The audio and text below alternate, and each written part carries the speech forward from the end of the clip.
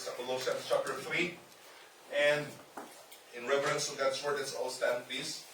As I will be reading to you verses 1 and 2. That's our text for this morning's message. Colossians chapter 3 verses 1 and 2. Let me read it to you. I'll be reading in the New International Version of the Bible. Just follow with your eyes and ears. It says here, "Since then you have been raised with Christ, set your hearts on things above, where Christ is seated at the right hand of God. Set your minds on things above, not on earthly things." May God blessings the reading of His word. Let's pray first before we will continue. Father God, we thank you for this wonderful opportunity where we can gather as your people. And especially, dear Father, that in this gathering, your word is the center. We pray that you will guide us, you will give us the wisdom that we need, especially in understanding the things that you want us to understand. And we pray for your servant as he preaches your word.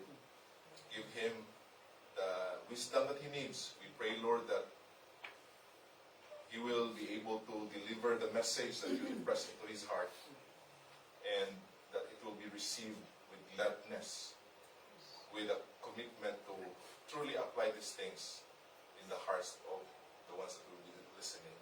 So we commit everything to you, Lord. We pray for your blessings. We pray that you will be with us throughout this whole Bible conference, and we commit all these things in Jesus' name. Amen. You may be seated kung hindi na maupo. Our first message is entitled, The Believer's Focus. We all know that focus plays a very important role in whatever endeavor we have in life. Kailangan talaga yung focus kung ano mang gagawin natin. Because I'm a basketball fan, no? Mahilig ako maglaro ng basketball, especially noong kabataan ko pa, kasi payat pa, tapos malakas pang tumalon, pero ngayon parang pang-exercise na lang. But anyway, there was a time that I really want to improve my shooting, yung paano i-shoot yung ball sa ring. And so, in the advent of internet, we have YouTube University, di ba? Ang dami nating, kung gusto mong mag-aral ng isang bagay na hindi mo alam, punta ka lang sa YouTube.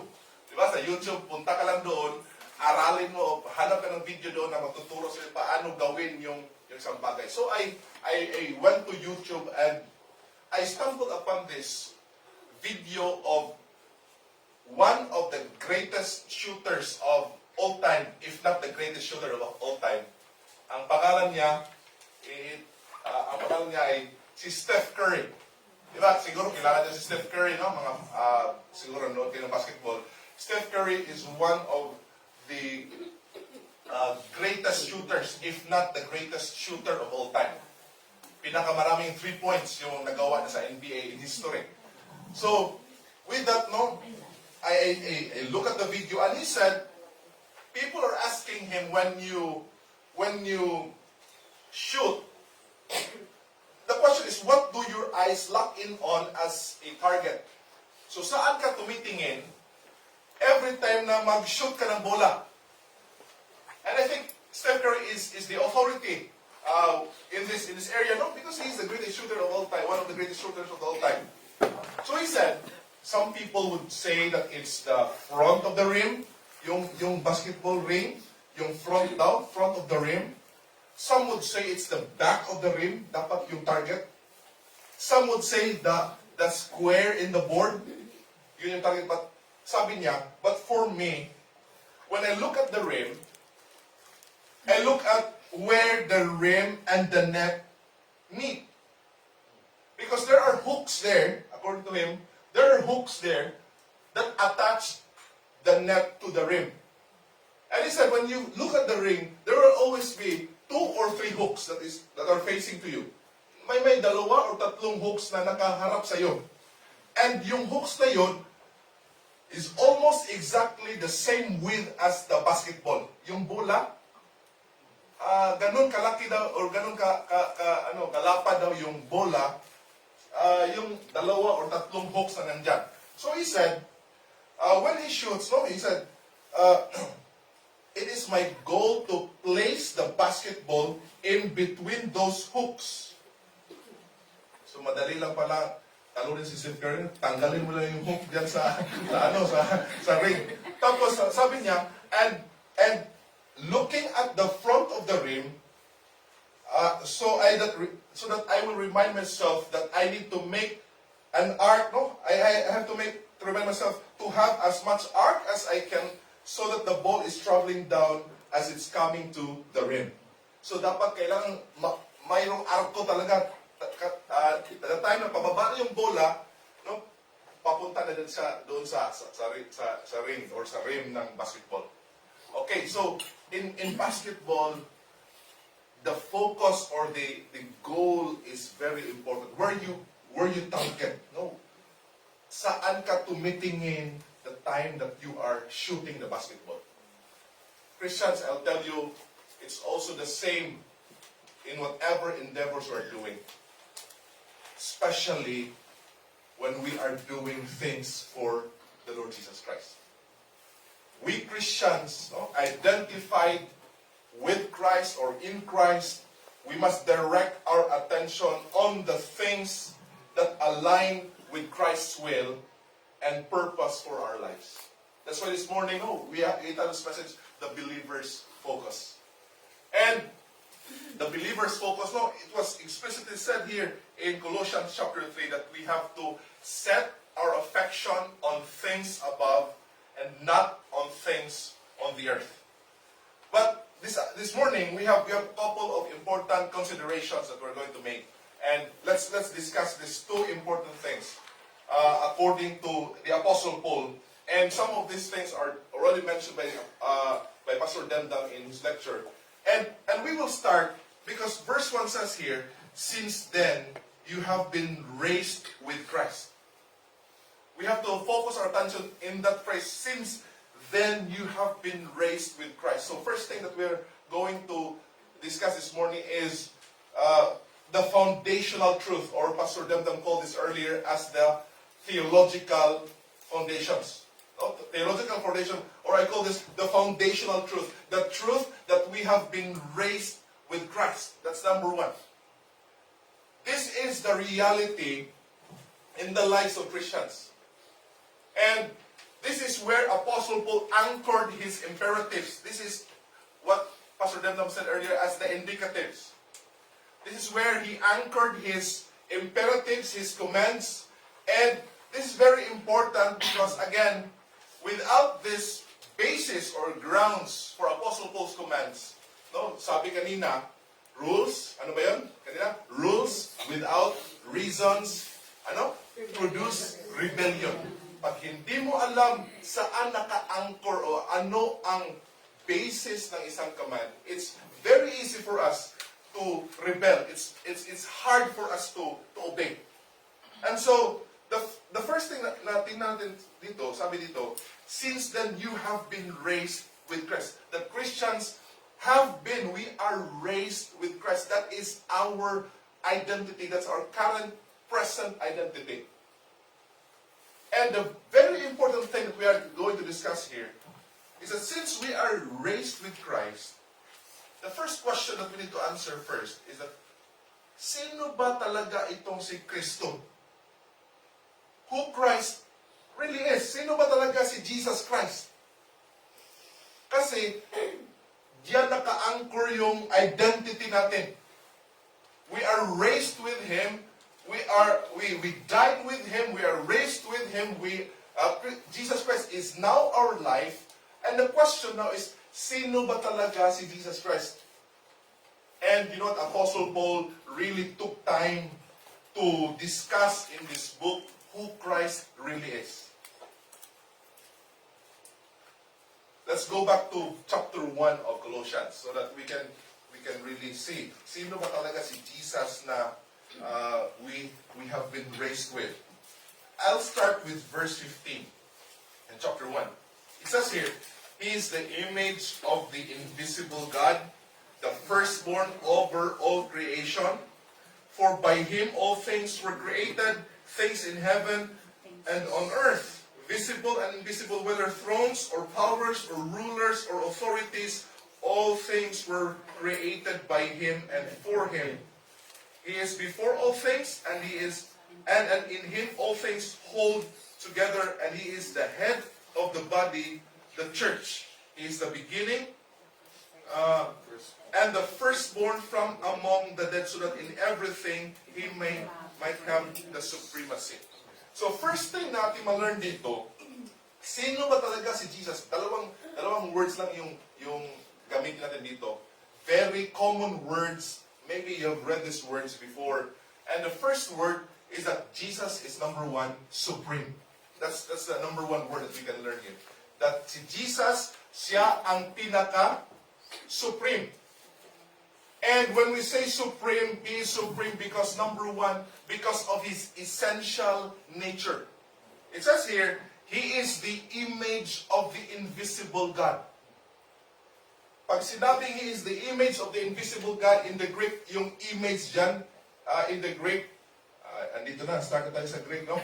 So, baka may mga notes dyan, Pastor Brenda, brother, mali yung Greek pronunciation mo, or yung pag-translate mo. The Greek of the word image is the word icon. Icon. Diyan natin kinukuha yung English word natin na icon. Di ba? Because icon is, ang meaning niya, it signifies a visible representation or likeness of something. Diba? Di ba sa English, pag sinabi natin icon, icon of beauty, pag maganda, icon of beauty, icon of courage. Ano ba yung icon dyan? No? Sa computer natin, may mga icon dyan. Pag click mo yung icon, pupunta ka doon sa program ng computer. Pag sinabi ni Apostle Paul na image of the invisible God, it means here that Jesus or Christ is the representation and the manifestation of God. He is the full, final, and complete revelation of God. Yan yung ibig sabihin ng word na icon. Kaya, pag sinabi natin si Jesus is the image of the invisible God, it means that Jesus or Christ is essentially God. Kung ano yung Panginoon, yan si Kristo Jesus. That's why in Hebrews chapter 1 verse 3, the author of Hebrews said there, if you can open your Bibles there, he said there, that the Son is the exact representation of God or the Father. In ESV, I like the translation also, yung sabi ng ESV, the Son is the exact imprint of His nature.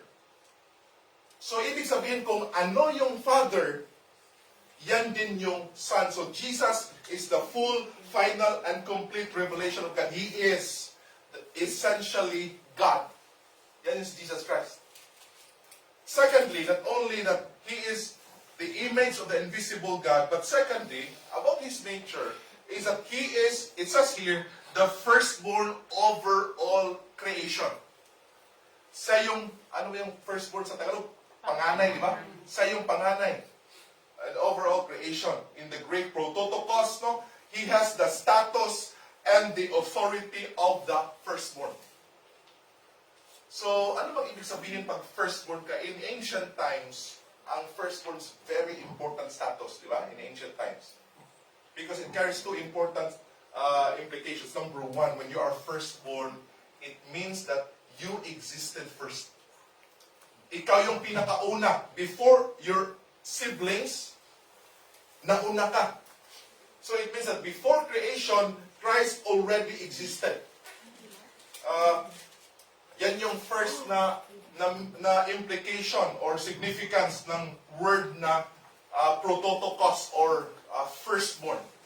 And the second one, not only that He existed first, but secondly, the meaning of prototokos is this.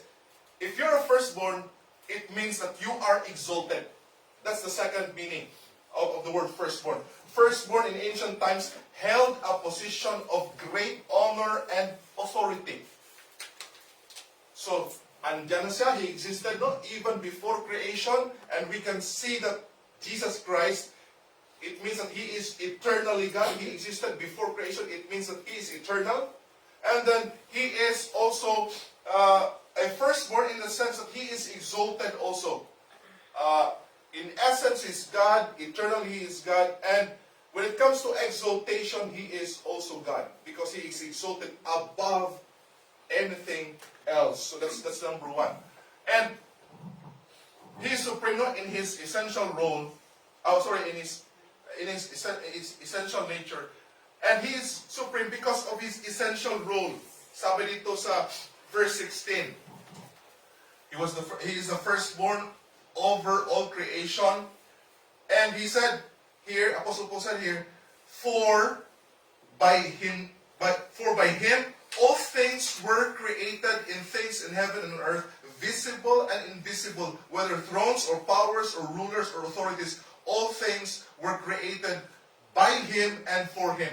We have here three important roles of the Lord Jesus Christ when it comes to creation. No? Because number one, in creation, He has essential role. Number one role that Jesus Christ functioned there is that the Bible says, all things were created by Him. All things were created by Him. Ibig sabihin, kasi may mga ibang mga grupo na nagsasabi, no, tingnan mo si Jesus Christ, siya ang firstborn. Ibig sabihin, siya yung naunang create ng Panginoon. But it's wrong. Why? Because sabi dito, the following verse, all things were made by Him. John chapter 1 verse 3, all things were made by Him, and without Him was not anything made that was made. So, walang ni isang bagay na nag-exist kung hindi yan ginawa or create ni Kristo Jesus or ni Jesus Christ. Secondly, by the way, that one, no, when we say all things were made by Him, He is what we call as the principal cause. Sa philosophy, no, principal cause. Siya ang principal cause. Siya ang gumawa nitong lahat. Number two, it says there, no, in verse 16 pa rin, sabi dyan sa huli, created by Him and for Him. Not only na siya yung nag-create, yung creation naman, according to Apostle Paul, was done, no, not just by Him, but also for Him. Siya yung purpose, siya yung aim, siya yung end of creation. Christ is, again, the purpose, aim, and end of creation. So, tinatawag ito na final cause. Not only that He is the principal cause, He is also the final cause. That everything, the purpose why all of these things were created, is actually the Lord Jesus Christ. Siya yung purpose. Para sa Kanya lahat to. Walang isang bagay sa mundo na hindi para kay Jesus Christ.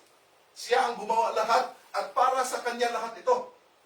And number three, not only that, no, not only all things were made by Him, all things were created for Him, but sabi dito sa verse 17, He is before all things, and in Him all things hold together.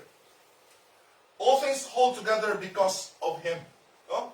He is the, in short, sustainer of all things, and we can call this, He is the conserving cause of all things. Kung wala si Jesus,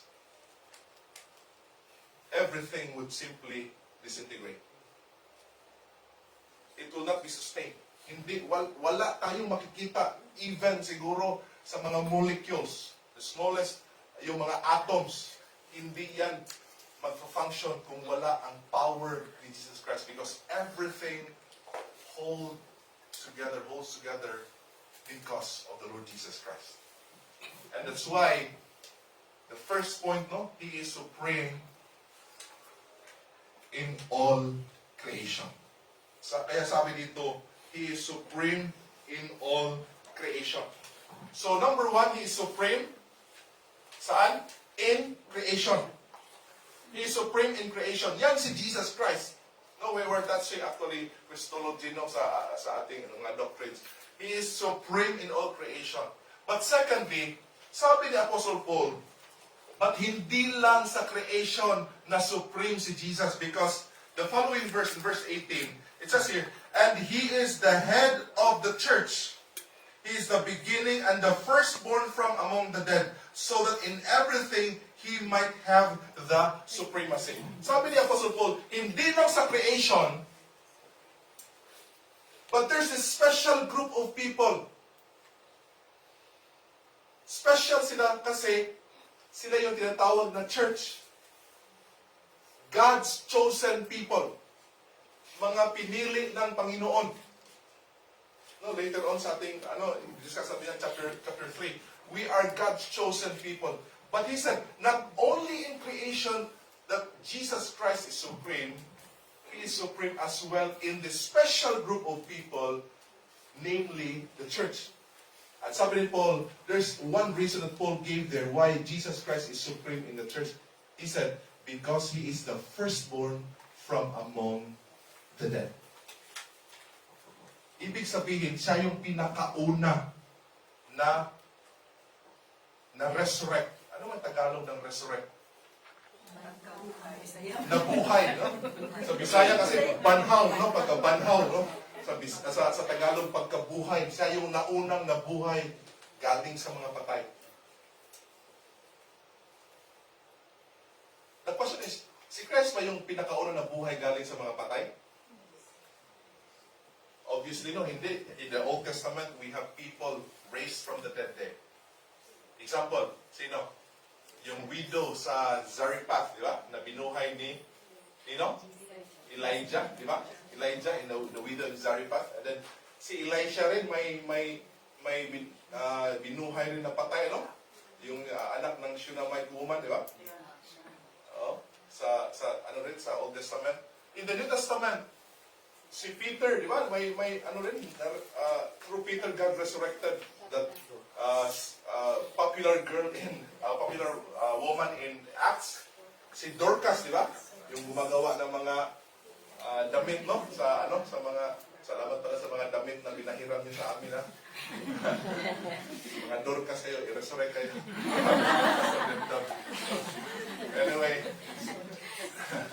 Anyway, in the ministry of the Lord Jesus Christ, every time na may patay, Jesus would resurrect. Example, the daughter of Jairus, di ba? You remember that? The son of the widow in Nain. And the most popular resurrection is the resurrection of Lazarus in chapter 11 of John, di ba? Sikat yun. Totoo ba si Lazarus, no? Pag pumunta ka daw sa Larnaca, in Cyprus, there's a tomb there. Sabi, Lazarus, 4 days dead, a friend of Jesus. He became a bishop of Larnaca according to tradition. So, maraming tao na resurrect before the resurrection of Jesus. But what is the meaning of this firstborn from among the dead? That He is He's the first person to die, to be resurrected, and never experience death again. And sabi dito, that is exactly the foundation and that is the reason why He is supreme in the church, because of His resurrection, the church existed. Kasi pag walang resurrection ni Jesus, walang church. Di ba? Nakuha nyo? Kung hindi na resurrection ni Jesus, wala tayo dito ngayon. Walang, CBBIMC.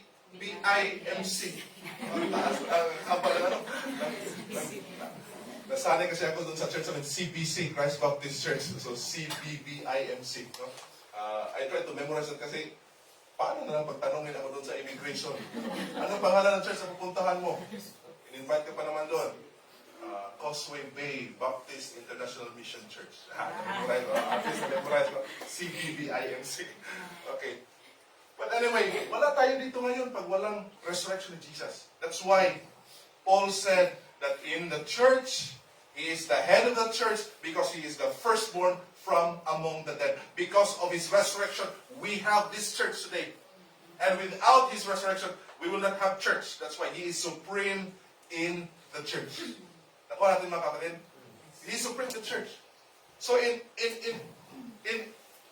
this first point, He is supreme sabi ni Apostle Paul, He is supreme not only in creation, but also in the church. At sabi dito, so that in everything, whether it would be creation or whether it would be in church, Christ will always have the supremacy. So yung Christ na identified tayo, He is supreme in creation, in church. He is supreme in everything.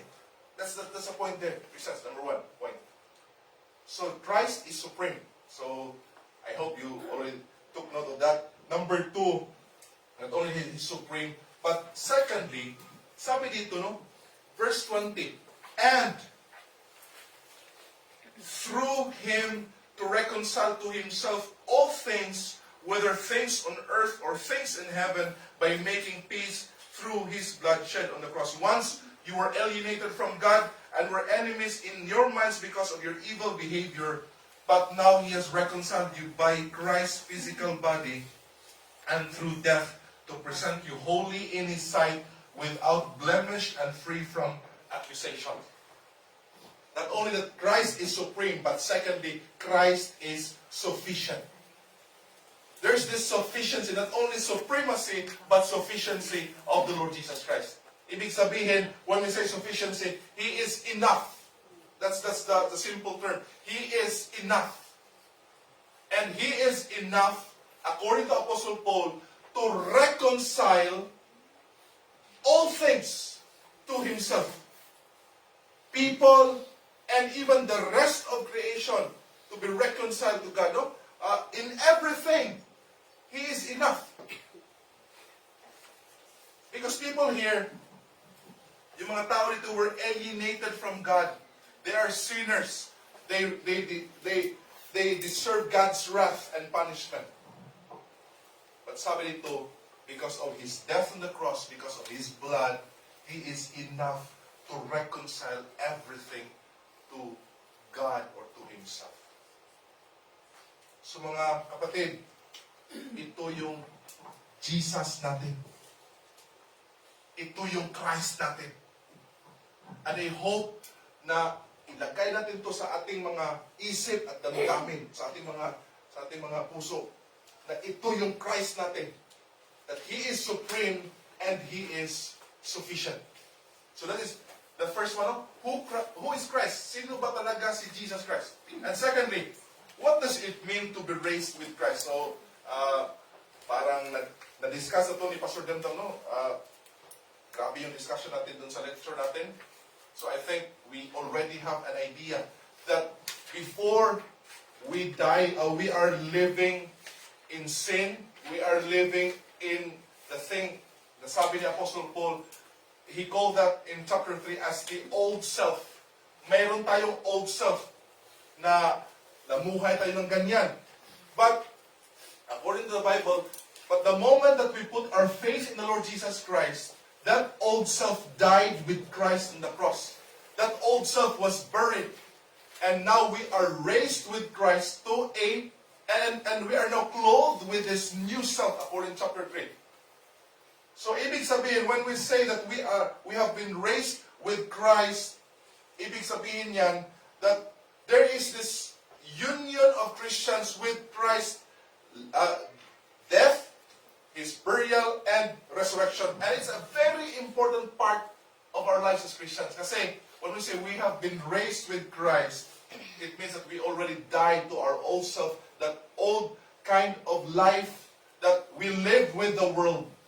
But now, bagong mga tao na tayo, we are now living with this new self na, ibig sabihin, we are now being transformed to the image of the Lord Jesus Christ. Mga bagong tao na tayo ngayon, and we are living in this new plane. Bago na uri ng pamumuhay. So Christians, I will not take long to discuss that second point. But when we say you have been raised with Christ, it means that we are now identified with the supreme and sufficient Christ. That's the meaning of that phrase. We are now being identified. We now live with this supreme and sufficient Christ. And so, let's go to the second point. Because we already laid the foundation, we know already the foundational truth that we are now raised with Christ. Secondly, we'll go to the implicational tasks. When we say implicational tasks, these are duties or responsibilities implied by the truth mentioned. Masabi na Apostle Dimdam, no? Pastor Dimdam pala, hindi na Apostle Dimdam, no? Pastor Dimdam said earlier na there's this indications, and then we have also imperatives. So ito, parang similar talaga, no? Not only we have the foundational truth, but we have the implicational tasks, the duties and responsibilities. When we are this one, then we should do this. Sabi nito sa lecture natin, you are, therefore, ano ba yan? You ought. Diba? You are, therefore, you should. Kasi ganito kayo, dapat ganito yung gawin nyo. Diba? Sa ating lecture kanina. So, these are the implicational tasks anchored on the foundational truths. And the first thing that we are going to discuss under this is that sabi dito, since then you have been raised with Christ, first implicational task, set your hearts on things above, where Christ is seated at the right hand of God, and then set your minds on things above, not on earthly things. I divided this into two parts. The first part is that our task, number one, is to clearly comprehend where to focus our attention.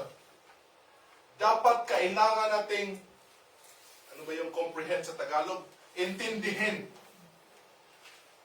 Sa Ilonggo, dapat intindihin. Intindihon. Intindihon. Na-equivalent na sa Bisaya, di na lang. No? Sa Bisaya, sapton. No? Dapat may kailangan natin intindihin. Intindihin natin saan ba talaga yung focus natin. Diba? And according to Paul, it is the things above. Our focus should be on the things above and not on earthly things. But the question here, ano ba yung ibig sabihin ng things above? Because one of the verses that I memorized when I was a kid, lumaki ako sa church talaga. Galing, elementary, high school, church talaga ako. And one of the verses that I memorized in church is Colossians 3:2, set your affection on, kasi affection, di ba sa King James Version, set your affection on things above, not on things of the earth. And before, I think the things above there simply means heaven. Yun lang, heaven. There's nothing wrong with thinking that it's heaven. But as I look at the whole book of Colossians, I would say this. No, hindi na kailangan na i-discuss natin bakit ko nakuha yung meaning na to. But to cut the story short, I'll just tell you this, that the things above there would mean that they are heavenly realities in Christ. Those are heavenly realities in Christ. Mga realities na nasa kay Kristo Jesus. Nasa kay Kristo. Yun yung heavenly realities. And what are these heavenly realities? The first one there in the text, it says here, since that you have been raised with Christ, set your minds or set your hearts on things above, where Christ is seated at the right hand of God. The first heavenly reality is the things above there would mean heavenly place. It means heaven. Hindi mali yung heaven. That's part of the heavenly realities. Di ba? Heaven is part of that. Because heaven is where Christ is and where Christ reigns. yung place na andun si Jesus Christ. Ito yung place na doon naghahari si Jesus Christ. It's where He is and where He reigns. And kung andoon si Jesus, because we are identified with Him, that place where Christ is and where Christ reigns is our eternal destiny. And as Christians, as believers, we should live our lives with heaven in our hearts. Dapat mamuhay tayo na yung nasa puso natin, yung heaven talaga. The question is, ano ba yung heaven para sa inyo? Ano kaya yung heaven para sa inyo? What do you think heaven is like? Or, ano kaya kayo doon sa langit? No, sa mga palabas ng TV, parang mga spirits na may mga pakpak na lumilipad doon sa clouds, di ba? Yun yung idea natin lot of times sa langit. But ano ba yung heaven para sa atin kaya? Well, in the Bible, no, we have only little parts of the Bible that tells us what heaven is like. And one of, I think, the most detailed description of heaven is the final heaven that we'll be in Revelation 21 and 22. And if you look at that passage, especially in Revelation 21, I will say this, that heaven would be an amazingly beautiful, stunningly beautiful place. In chapter 21 of Revelation, describe doon yung, some would say this is the capital city of the new heaven and new earth. It's the city of the new Jerusalem. Grabe yung description, mga kapatid. Oh? Yung walls niya, jasper. Di ba? Yung streets, gold. Yung foundation, 12 kinds of precious stones. Grabe. I can't imagine. I always tell this to the church na siguro ito lang yung description na pwedeng magawa ni John using his limited vocabulary. Even John described, no, the gold there is very pure and it's transparent. Meron bang transparent na gold? Kayo, may transparent ba na gold? Ito yung gold, hindi naman yung transparent, no? But I say this, that these are just the limited description of John using the vocabulary that he has. Hindi niya ma-describe kung gaano ba talaga ganda yung heaven. That's just the capital city. How about the rest of the new heaven and new earth? Sino ba ito ang yung talagang fan na pumunta sa nature, pumunta sa bukid, tingin-tingin doon sa mga view na maganda? You know what? You have to think that all we have here on earth are things marred or corrupted by sin. And the things in new heaven and new earth, those are free from any corruption because of sin. Kung maganda dito sa earth ngayon, gaano pa kaya kaganda ang new heaven and new earth? Kung ma-appreciate siguro natin yung gaano kaganda yung tanawin, yung mga Banawi rice terraces, Mayon volcano, Chocolate Hills, Magellan's Cross, yung Vidyame, at iba pang ano. You're welcome to our country, Philippines. Kung maraming ganyan na maganda, Christians, I'll tell you, no one can really imagine what heaven is like. Kung gaano ka talaga ganda. Sabi pa ni Apostle Paul, no eye has seen, no ear has heard, no mind has conceived what God has prepared for those who love Him. Are you excited about heaven? Not only the physical beauty of heaven, but heaven is also a comforting place. Because in heaven, sabi in Revelation 21, there will be no more what? No more tears, no more sorrows, no more pain, no more death. And that is our comfort, Christians, because here we are pained, we suffered, we experienced a lot of sorrows, and the pain of death. Yun talaga yung pinaka-mahirap, no? Yung iwan ka ng isang mahal mo sa buhay. It's really painful, but in heaven, no more things like that. But you know what? Yung beauty ng langit, yung comfort ng langit, hindi yun ang pinakamagandang bagay sa langit. Because ang pinakamagandang bagay sa langit, sino?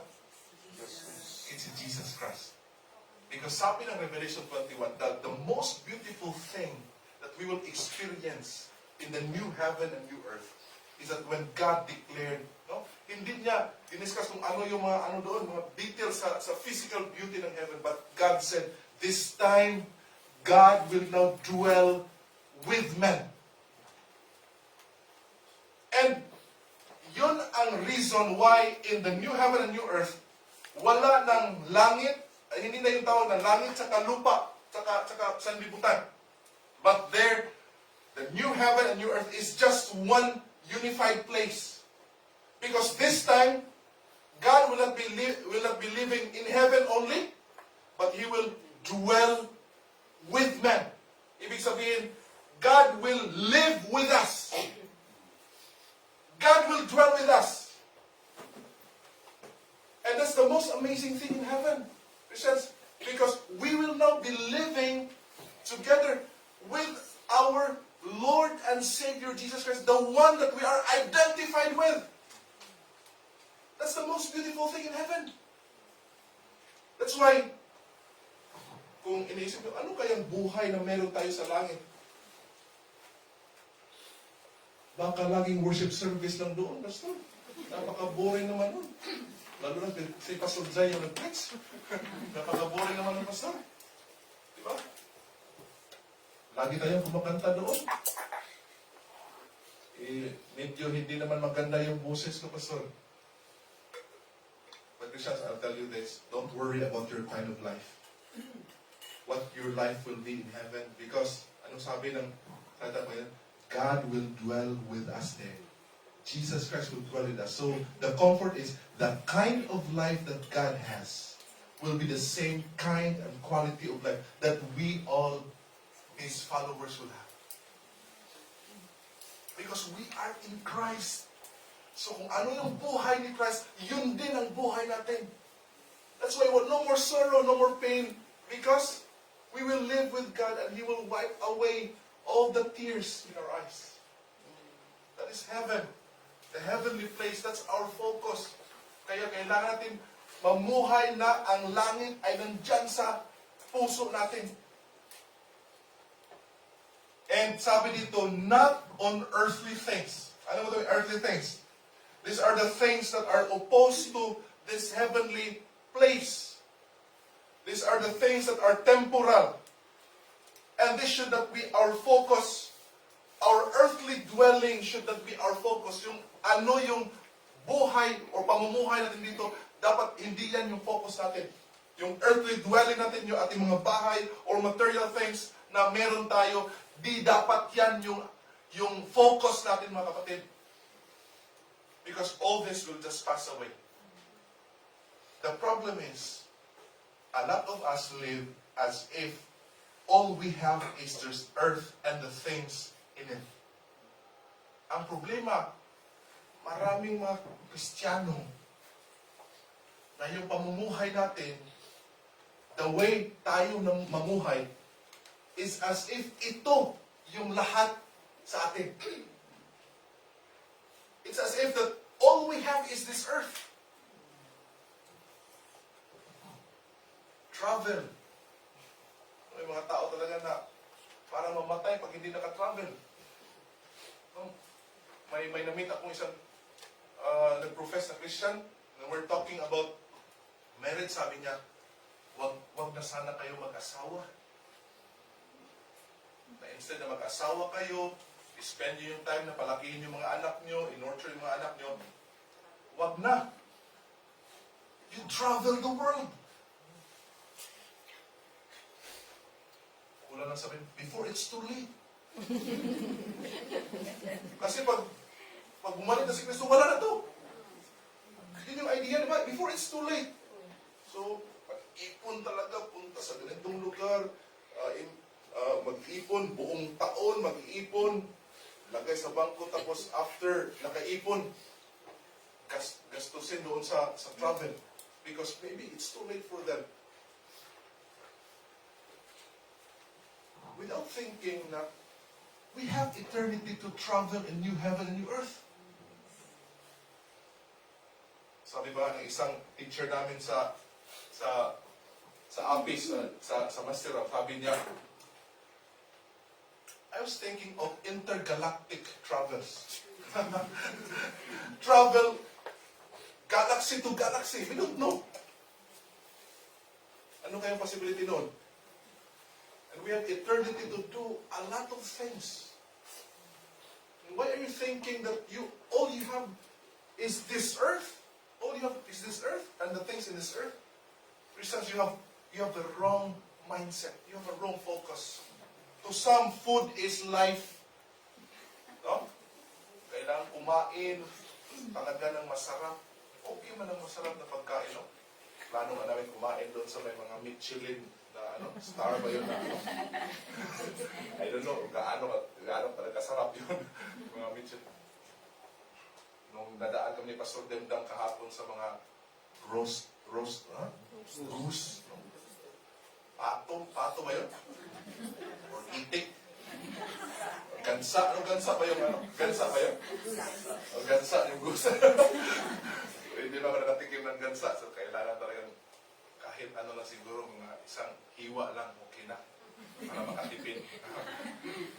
But Christians, a lot of people will spend their time going to places na may bago na namang sa panlasa nila. To some, possessions, gadgets, and whatever things in this earth. But in heaven, you know what? Heaven is more important than anything of this. Because it is our permanent dwelling place. And if you're going to invest in something, be sure that your investment will last for a very long period of time. Di ba, hindi tayo mag-invest. Sabi ng Bible, no? Store up your treasures in heaven where moth and rust will not destroy. And heaven is our ultimate dwelling place. It's an ultimately beautiful place, and it is where our Savior and Lord is. It is where Christ is. It's the one we are identified with is dwelling. So Christians, our focus should be on, number one, heaven. No? It's heaven. Number two, I think the things above there is not exclusively about heaven. Because if you read the passage of Colossians, you know what?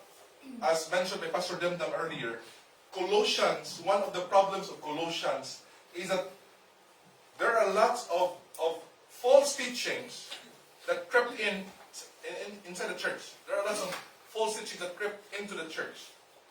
And so, when Apostle Paul said, set your affection or set your minds on things above, he was also thinking, number two, not only that this is about heavenly teachings, but not only it's about heavenly place, but it's also about heavenly teachings. When we say things above, those are also, it refers also to the teachings that are from God. Teachings about the Lord Jesus Christ, as we said earlier. Who Christ really is. And what He has done for us. His sufficiency, His supremacy. Those are the things above mentioned, also implied in this passage. The problem discussed in the epistle is the intrusion of worldly teachings in the church. And Paul described this in chapter 2, verse 8 as hollow and deceptive philosophies. They depend on human tradition and on the basic principles of this world. You know what? as I studied this, Pastor Dimdam mentioned earlier about the worship of angels. But there are also hints that you can see there that I believe, as I study this, that the false teaching that came into the church in Colossae is actually like a syncretism, a mixture of a lot of false teachings. Yung pinaghalo yung mga false teachings, I can see hints of legalism. Ano ba yung legalism? When we say legalism, no? They say that faith is not enough. You have to add circumcision and you have to obey the law in order for you to be saved. You can see hints of the teaching. You can also see hints of Gnosticism, although that time Gnosticism did not come into existence yet, but some would call this as the forerunner of Gnosticism. And some would say that there's also hints of mysticism, the angels, mysticism. And some would say also that there are hints of asceticism, the practice where people would deprive themselves of the basic necessities of life in order for them to be saved or to become holy. And Paul said, don't focus your attention on those earthly philosophies, earthly teachings. But you have to set your minds as well on the things above, the teachings that really come from God. Huwag kayong mag-focus doon sa mga earthly, hollow, and deceptive, yung mga walang kwentang mga katuruan. Huwag nyo i-focus yung minds doon. You focus your attention on the things that come from God. The teachings, the real teachings of the Lord Jesus Christ. And today I'll tell you, there are lots of teachings na circulate dito sa atin, di ba? Mga false teachings, mga worldly teachings. Example, materialism. Di ba? Ang dami din, no? Meron ba dito yan sa Hong Kong lahat na mga, mga pabango, mga bags, no? Mga damit. Dami. The emphasis of emphasizes the importance of material possessions, wealth, and physical comfort. Some also focuses on hedonism, no? Focuses on the pursuit of pleasure and avoidance of pain as the ultimate good. Some also, sabi dito ng iba rin, relativism is also one of the earthly philosophies. When we say relativism, it denies the existence of absolute truth or objective moral standards. Wala ng standard kung ano talaga yung tama o mali. Ngayon, no? Ano ba yung tama? Yung tama siguro, yung kung ano yung sa tingin mo tama. Di ba? Wala akong pakialam kung tama sa iyo or tama sa iba. Basta tama para sa akin. Yun yung relativism. And then secular humanism emphasizes on human reasons, ethics, and social progress without considering religious or supernatural beliefs. You know what? In our society, especially in the Philippines, no, hindi natin alam na may mga ganitong teachings pala. When I was in Lipa City, no, may isang doon na mahilig manood sa TV, yung It's Showtime. Sino ba nanood dito ng Showtime? Wala siguro dito no, sa wala nanood ng Showtime dito. Anyway, I'll just make a reference. Kaya ako, nakikinood na rin ako ng Showtime. Pastor, tapos nakikinood ng Showtime. Kasi wala magawa. Minsan nanood ako ng Showtime. At I think, isa sa mga host doon ay yung isa sa pinakasikat ngayon sa Pilipinas, no? Na si Vice Ganda. Di ba? Kilala niyo si Vice Ganda? Yung nag-aaral ng Fantastic Young Portosino. Di ba? Yung sa CDO. Promoter ng Young Portosino. Anyway, nung pinapanood ko yung Showtime, and I don't know how many people are watching Showtime in the Philippines and even abroad. ito yung laging lumalabas sa, sa bibig niya. Sabi niya, kung gusto mo yung ginagawa mo, tapos wala kang nasasaktang tao sa ginagawa mo, gawin mo. Sino ba ang may ganyang philosophy dito? Na kung gusto mo yung ginagawa mo, wala kang taong nasasaktan sa ginagawa mo, edi gawin mo. Christians, this is a very subtle way of promoting that philosophy. I don't know whether it's a secular, it's a humanism, it's humanism, whatever, or existentialism. I don't know what kind of philosophy is that. But one thing is sure, hindi kasali ang Panginoon sa decision making na ginagawa ng tao. Lahat, ano yung gusto mo, wala ka nasasaktang tao. Hindi paano yung Panginoon? Nasasaktan ba yung Panginoon? Nasasaktan ba? Ano ba yung standards na siniset ng Panginoon? Christians, we have to be careful that our mind should be set. Kasi baka hindi natin alam na yung andito pala sa ating mga minds at sa ating mga puso are actually teachings that came from the world. That's why we have to set our minds on things above. The things from the Word of God. The true things about the Lord Jesus Christ. Because one thing, again, sabi ni Pastor Demdem kanina, na yung ginagawa ng mga teachings na yan, legalism, Gnosticism, mysticism, asceticism, actually they're trying to diminish the Lord Jesus Christ and they're trying to elevate or promote things outside of the Lord Jesus Christ. Angels, good works. Ano ba yung mga ibang teachings dyan? You will see, they're trying to diminish the sufficiency of the Lord Jesus Christ and the supremacy of the Lord Jesus Christ. They're trying to promote what they did or what they're doing and the things outside of the Lord Jesus Christ.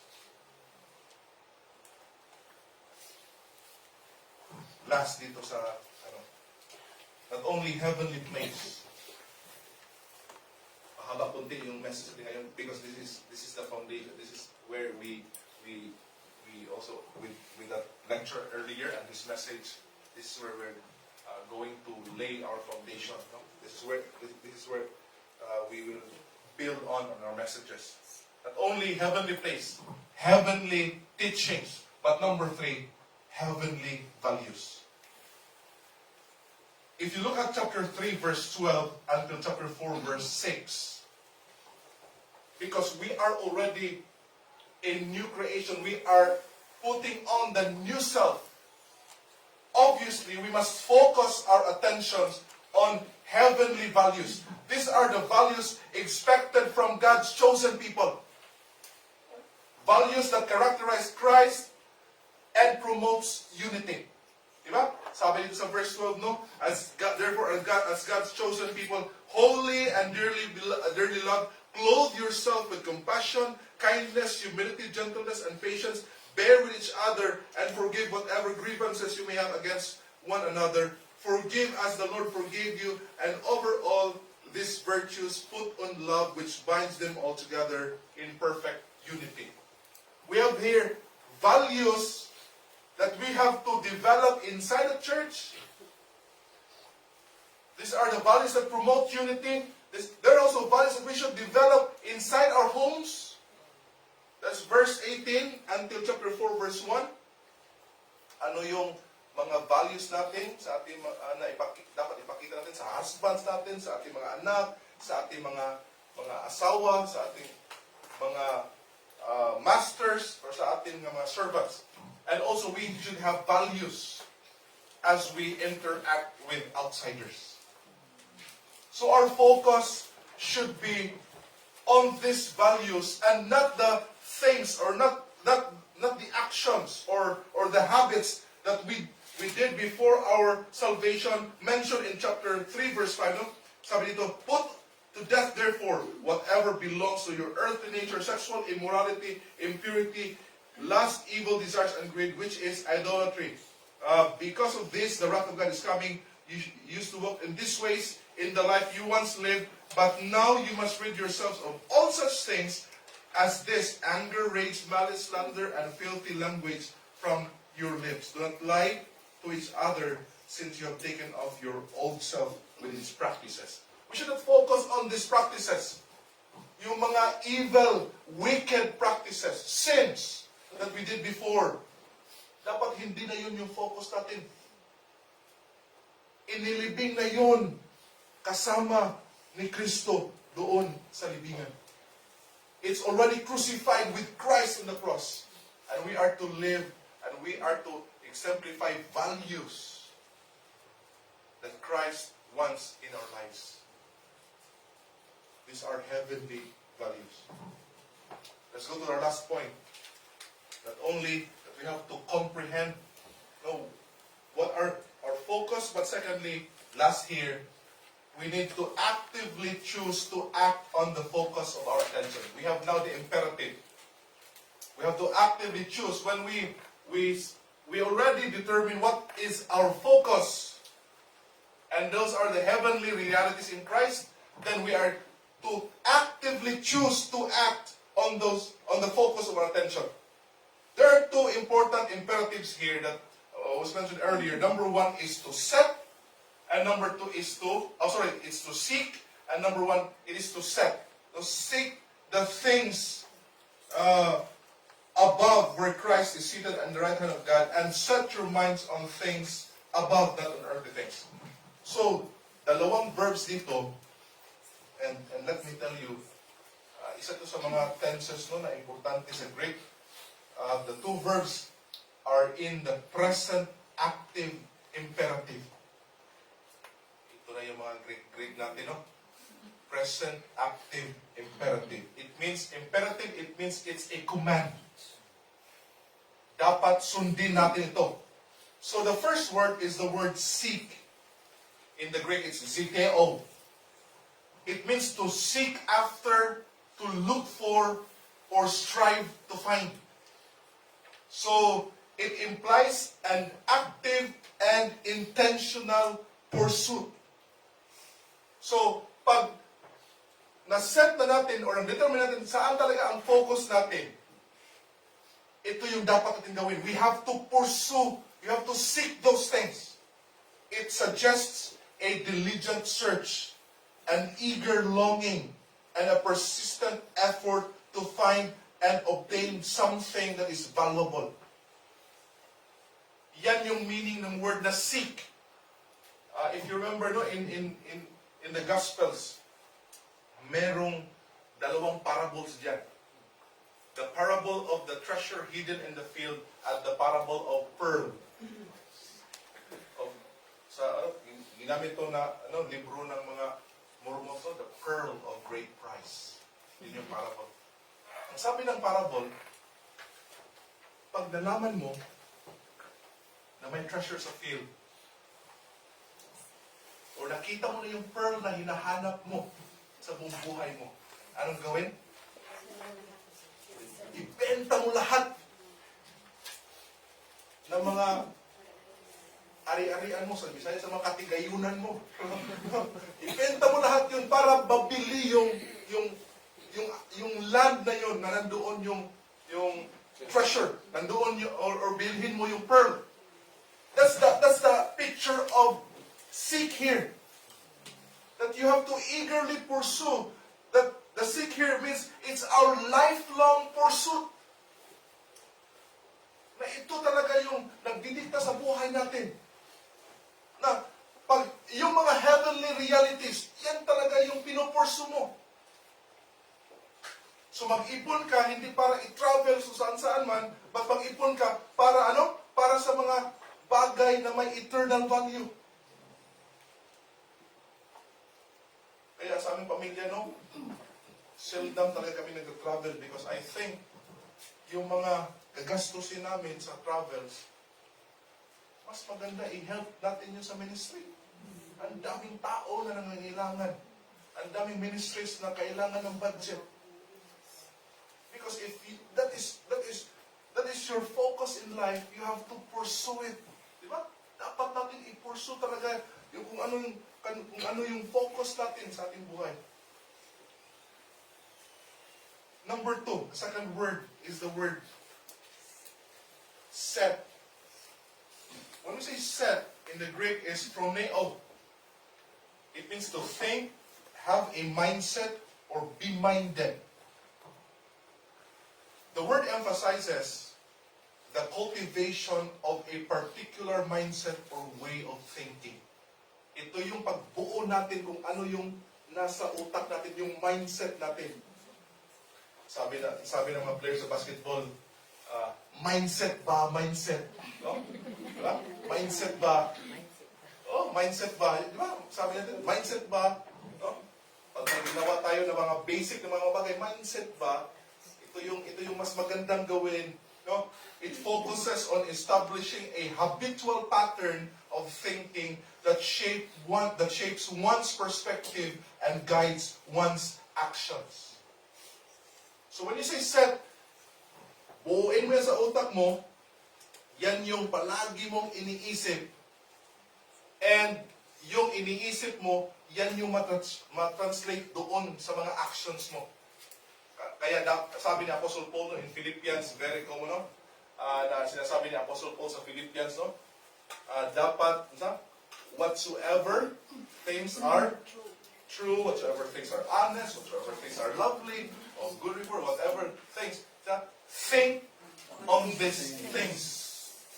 Because when you think on these things, it reflects sa iyong mga actions. Kaya, sa utak natin, dapat yung mindset andito na. We set our minds on things above. Hindi yung mindset andito sa lupa. Yung mindset natin, we have to have this heavenly mindset. Not only heavenly pursuit, no? Kanina, lifelong pursuit natin, yung things above. This time, it's our lifelong preoccupation. Ito yung laging iniisip natin, di ba? When you are interested about something, lagi mong iniisip. I'll tell you, when I was in college, I got addicted to computer games. Laro ng computer. Because I'm too addicted with computer games. You know what? That game is Ragnarok Online. I don't know if nakalaro kayo ng Ragnarok Online or mga anak nyo nakalaro ng Ragnarok Online. But, nung na-addict ako sa, kahit andoon ako sa bench ng boarding house namin, nakahiga doon, yung iniisip ko, anong item yung gagawin or ihahan ko doon sa or anong build ang gusto kong i-build. And I'm dreaming about those things. Because, yun yung preoccupation ko. Sana ganito, dapat tayong Christians. Na yung dream natin, yung mga realities in Christ Jesus. Yung mga ini-imagine natin, yung langit. Yung ini-imagine natin, yung mga teachings. Yung ini-imagine natin, yung mga values na nasa kay Jesus Christ. I hope we are having that mindset. And both of these words, mind you Christians, are in present tense, which means these are continuous actions. We have to do this day after day. And in an active voice, which means the subject of the sentence is the one doing the action. Tayo yung dapat gumawa. Hindi yung iba ang gagawa para sa atin. When Pastor Demnam is teaching this, hindi dapat siya lang ang gumawa. Or Pastor John, magtuturo sa atin, hindi dapat siya lang ang gumawa. Tayo, na sinabihan ng command, dapat tayo yung gagawa.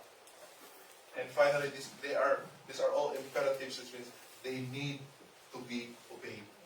In the Bible, one of the striking statements that I really appreciate and I really think about is the statement made by David in Psalm 27, verse 4.